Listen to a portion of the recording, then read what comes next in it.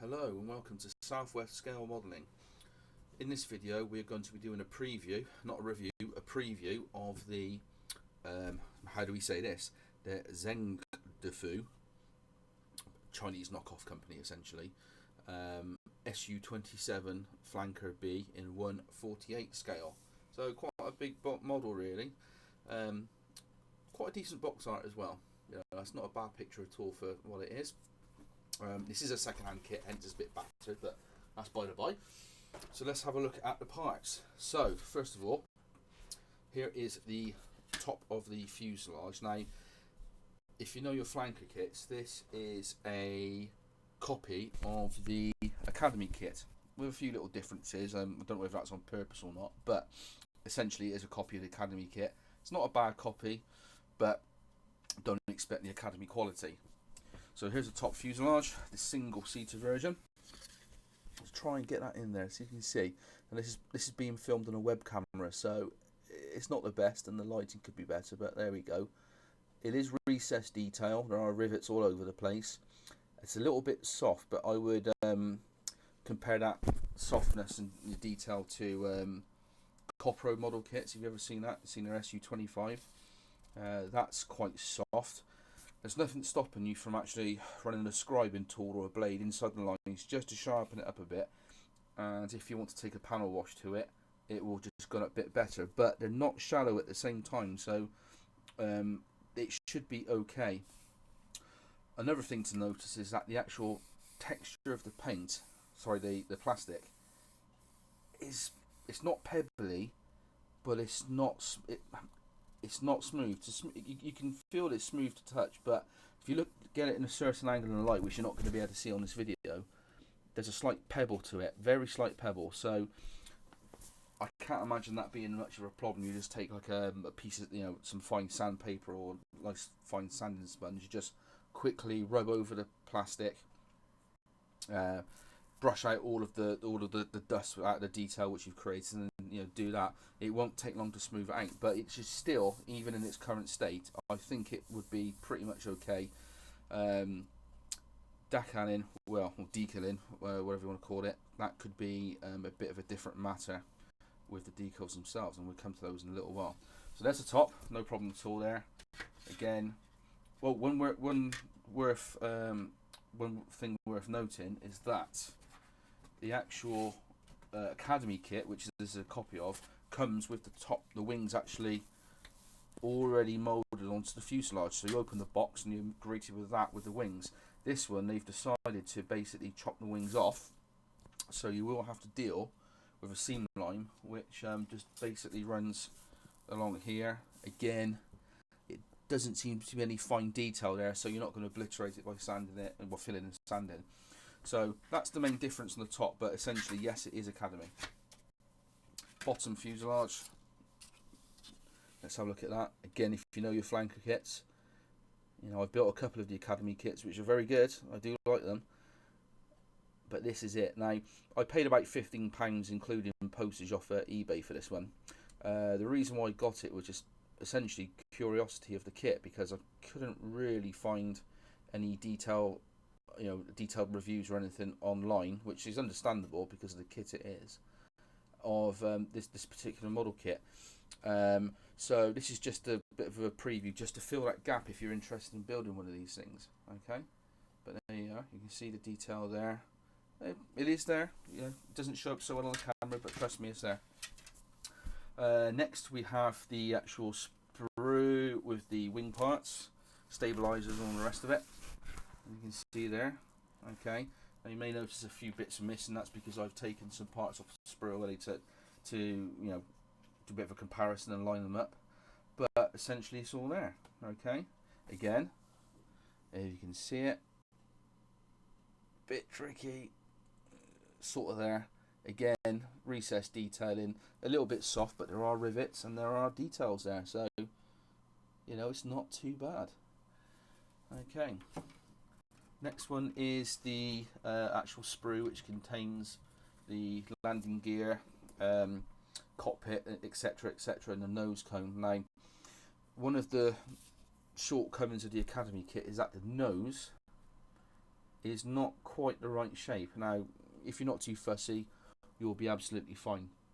Another thing I would say regarding the nose of this kit or the Academy kit, whatever, is put some nose weight in there, because if you don't, the Academy kit and this kit will definitely be a tail sitter. So put some even some plasticine or blue tack in there. Enough of that will just balance the model out and make it sit down on its front. So worth noting. You might notice here we got the 2-seater cockpit here. We're not using that one. We are using the single-seater cockpit here. The detail is there, but it's a little bit soft. So a aftermarket photo etch set would go brilliant in there, and I'm sure the Academy kit would Academy photo etch would fit absolutely fine. We've got our wheels, obviously 2 parts of them. We've got our compressor blades, and the seats and various bits and bobs. It's not too bad at all. There's actually not a lot of flash on this kit, which is a bit surprising for the cheapness. Now, you may notice here these 2 little wing things are the canyards for the SU-30 flanker. Now, this isn't quite correct from what I understand. If you just stick these on the front of the model, it's not right. The actual SU-30 itself has got these extra shoulders where the canyards attached to. You could, with some modification, do that, but you do have the canyards in there. So if you're willing to do a bit of scratch building, it may suit your need, but not on this particular kit. Do look good with the canyards though, I have to admit. The next one here, again, it's a few bits off the sprue. You'll notice that we've got obviously the size of the air intakes, little landing gear flaps, the little wing things which go underneath the aircraft. Again, it's a similar sort of sharpness of detail. A bit soft, but it's okay. You've seen far worse than other kits, really. Okay, and then we're going to be going on to your weapon set. Again, I'm no Russian expert, but I know you've got a fair selection here. You've got your Archer missiles, if I've got that correct as well. You've got these extra ones here again. I don't know what these are, because I'm no Russian expert, but they are there if you want to use them. You've got your pylons for the weapons, obviously your fins for your missiles, and just little bits and bobs. But this is the weapons tree, the pylon. Sorry, the actual sprue for the weapons. So there's enough there to fill up all of the pylons and not have any empty spaces underneath, because that is annoying if you've got not enough weapons. Like Hasegawa kits, for example. Clear parts. Again, don't expect amazing on this one. You can see that there is a seam line running down the middle, but that's quite common to a lot of aircraft kits now. Tamiya, Hasegawa, most of them have got them. You will have to sand them, polish them out, which is not too bad, and it is actually quite a small seam as well. It's not a big one compared to other kits. There is a bit of flash though, so takes a bit of time, but again, it will work. Bit of a dry fitment on that one would be absolutely fine. Right, probably one of the low points of the kit is the decals. There we go. They look quite colourful and striking on there, but they're going to be cheap, aren't they? So you could find that they will disintegrate or just not conform or just do whatever, just play up essentially. So there you go. I'd go aftermarket definitely on the decals, and then you can have all the weapons markings and all the little warning signs and all the rest of it on the flanker. There's loads out there. Get online, eBay or whatever, Amazon, and just get some aftermarkets. It will be worth it. But you could use them if you're not too fussy. I personally wouldn't. And then lastly are the instructions. There you go, just a sort of a black and white printout. Standard for a lot of things now.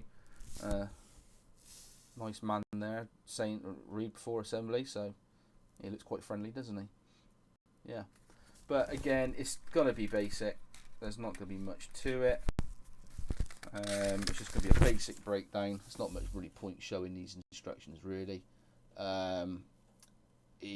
Take your time, dry fit everything, line it up, and just try and keep that sanding and filling to a minimum if you can. But it is what it is. you shouldn't be paying any more than £20 for one of these kits, including postage. It will get you a 1/48 scale flanker, which is quite a big model. You know, it does take quite a lot of space on the shelf or in a cupboard. Would I recommend it? Yes, I would. But you know, you are going to be using your modelling skills here, so you're going to need to know how to sand, to fill, get little gaps and things to come together without too much fuss. But it would be a good learning kit, and ultimately you'll get a 1/48 scale flanker, which will be, you know, it's an impressive looking model, impressive size for what you get. So there you are, there's the preview of the kit. I hope this fills a bit of a gap, because like I said before, there's not much out there regarding this kit online. And it was just a curiosity. I bought it. You know, you can't beat the Academy kit, and there is the Hobby Boss kit out there now. I haven't seen the Hobby Boss kit myself. I'm sure it's much better than the Academy kit, and obviously way better than this thing. But at the end of the day, you know, you get what you pay for with a model kit. You will be putting extra work in on this, but you know, it will be fun, and it will, you know, it's one of those good model kits where you do a bit of everything. You know, not just slap it all together. You know, no seams, no sanding, nothing, like a high grade Tamiya kit. This will be a bit more of your traditional modelling skills taken into, you know, coming into effect here, and you know, it would be a good little platform to add some photo etch or resin if you feel like you want to spend the money. But there we go, and I hope you enjoyed the video. Thank you.